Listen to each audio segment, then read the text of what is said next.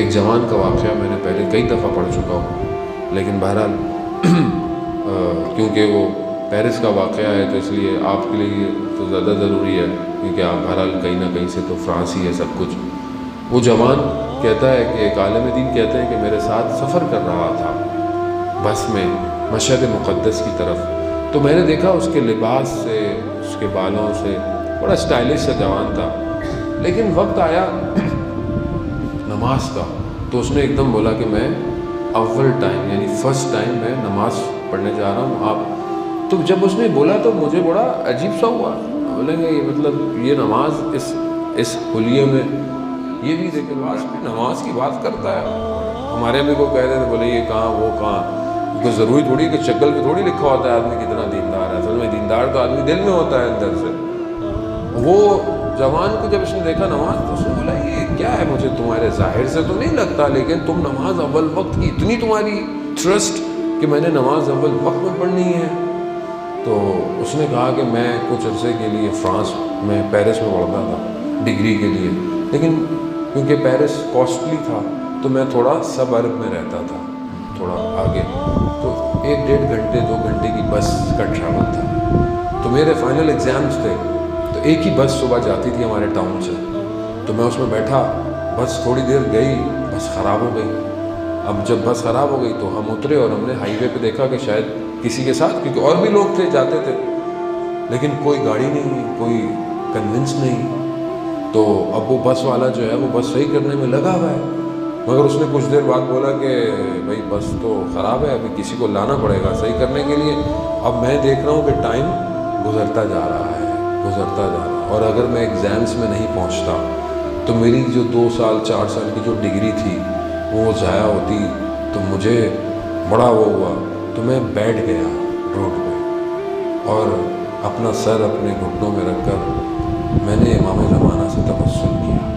میں نے کہا یا امام زمانہ، میں جب نہیں آیا تھا تو دین پہ ریلیجن پہ عمل کرتا تھا، لیکن جب سے ادھر آیا تو آپ کو پتہ ہے پھر ماحول تو تھوڑا دین سے دور ہو گیا، نماز ویسے نہیں جیسے پہلے، مگر میں امام زمانہ آپ سے وعدہ کرتا ہوں کہ میں آئندہ نماز ہمیشہ اول وقت فرسٹ ٹائم پڑھوں گا، میری مدد کیجیے۔ کہہ رہے یہ میں نے ابھی کہا تھا تو اچانک سے ایک شخص آیا اور اس نے بس والے کو بولا جاؤ بس سٹارٹ کرو، تو اس نے بولا نہیں تم سٹارٹ کرو میں کچھ کرتا ہوں۔ اس نے جیسے ہی کیا بس سٹارٹ ہو گئی تو سب بس میں بیٹھے، تو سب سے پہلے دوڑتا ہوا میں بیٹھا بس میں۔ جیسے ہی میں بس میں اوپر جانے لگا گیٹ سے تو وہ جو شخص تھا وہ میرے قریب سے گزرا، اس نے یہ کہا کہ جو وعدہ کیا ہے اس پہ قائم رہنا۔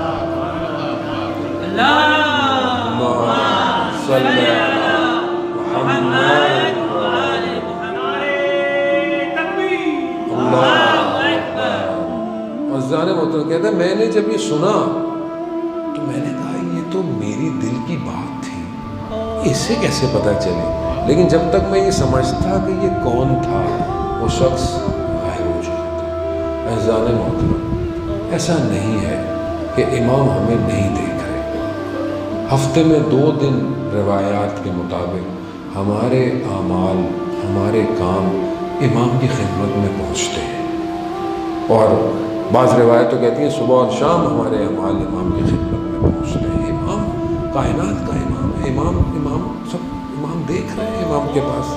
اولیاء خدا ایسے تھے کہ جن کے پاس جاؤ تو وہ پہلے سے بتا دیتے تھے تم کیا کر کے، وہ تو امام زمانہ ہے۔ امام پہ معرفت رکھیں، امام کو اپنے دل سے پکاریں۔ میں خطا کار ہوں، میں گناہ گار ہوں، غلطی ہے، انسان سے غلطی ہوتی ہے، مگر انسان کی غلطیوں کی معافی بھی تو بڑے کرتے ہیں، وہ امام ہے معاف کر دے۔ مگر حر کو معاف نہیں کیا امام حسین نے۔ حر نے کتنی بڑی غلطی کی، حر نے پورے کاروان کو روکا کربلا میں، مگر حر نے نہیں روکا، حر نے روکا تھا، مگر کیا ہوا؟ امام نے معاف کر دیا۔ ہاں وسیلہ اس نے کس کو بنایا؟ بی بی زہرا کو۔ حر کا وسیلہ بی بی زہرا تھی، کیوں؟ کیونکہ اس نے بی بی کے نام کی عزت رکھی تھی۔ جب امام حسین کے کاروان کو روکا، امام نے جب اسے کہا کہ تمہاری ماں تمہارے گریے میں بیٹھے تو حور نے کہا کہ میں آپ کی والدہ کے لیے یہ الفاظ استعمال نہیں کر سکتا۔ اللہ! اور یہ جملے جو حور کو بچا لیا اور بچ گیا۔ کہاں یزید کے لشکر میں تھا، کہاں حسین ابن علی کے لشکر میں، اللہ!